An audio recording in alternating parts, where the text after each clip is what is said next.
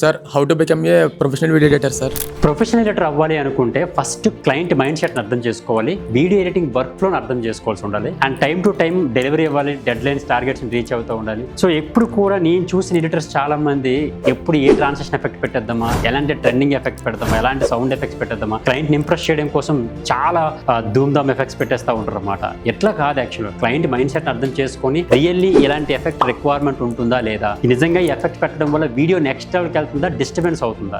ఈ మధ్య మీరు ట్రెండింగ్ కవర్ సాంగ్స్ కానీ ట్రెండింగ్ హైలైట్స్ కానీ చూస్తూ ఉంటారు అన్నమాట. ఇవన్నీ ఏంటంటే ఎక్కువగా సౌండ్ ఎఫెక్ట్స్ ఉంటాయి, ఎక్కువగా ట్రాన్సిషన్ ఎఫెక్ట్స్ ఉంటాయి, ముక్కలు చేస్తూ ఉంటాము, ఏదేదో చేస్తూ ఉంటాము. దానివల్ల ఏమవుతుందంటే ఆడియన్స్ ఆ కవర్ సాంగ్ కానీ ఆ సినిమాటిక్ ఎక్స్పీరియన్స్ మిస్ఫీల్డ్ అవుతూ ఉంటుంది. సో దానివల్ల ఏమవుతుందంటే అది అడాప్ట్ చేసుకోలేడు అనమాట సాంగ్ని. మనం ఫ్లో కంటిన్యూ అయ్యే లోపు ఇమీడియట్గా ఏదో ఒక సౌండ్ ఎఫెక్ట్ వచ్చేస్తే డిస్టర్బెన్స్ అవుతూ ఉంటుంది. సో కాబట్టి ఎప్పుడు కూడా ఎలాంటి ఎఫెక్ట్లు పెట్టాలని కాకుండా ఎంత వితౌట్ ఎఫెక్ట్స్ ఎంత ప్రాపర్గా ఎడిటింగ్ చేయాలి, ఎంత ప్రాపర్గా ఎమోషనల్గా కన్వే చేయాలి అని అర్థం చేసుకోగలిగితే మనం ప్రొఫెషనల్ ఎడిటర్ అవ్వడానికి ఛాన్సెస్ ఎక్కువ ఉంటాయి. అని మీరు మూవీస్ లో చూస్తూ ఉంటారు, ఎలాంటి ట్రెండింగ్ ఎఫెక్ట్స్ ఏమి ఉండవు దాంట్లోనే, బట్ ఒక ఫ్లో ఉంటుంది, ఒక ఎమోషనల్ ఉంటుంది అనమాట. ఒక కవర్ సాంగ్ తీసుకోండి, లేకపోతే ఒక ట్రెడిషనల్ వీడియో తీసుకోండి. ఇలాంటి వాటిలో ఏంటంటే ఎఫెక్ట్స్ ఎప్పుడు అవసరం అవుతుంది అంటే ఇన్స్టాగ్రామ్ రీల్స్ లో మనం 1 minute లోనే ఎంగేజింగ్ గా అవుట్పుట్ తీసుకురావాలి కాబట్టి ఎక్కువగా ఇలాంటి ఎఫెక్ట్లు అనేవి మనకి యాడెడ్ అడ్వాంటేజ్ అవుతుంది అనమాట. సో అది మెయిన్ మనం అర్థం చేసుకోవాల్సింది. సో ఒక ప్రొఫెషనల్ ఎడిటర్ కావాలనుకుంటే అది ఎక్స్పీరియన్స్, అబ్జర్వేషన్, వర్క్ ఫ్లో వీటన్నిటి మీద డిపెండ్ అయి ఉంటుంది.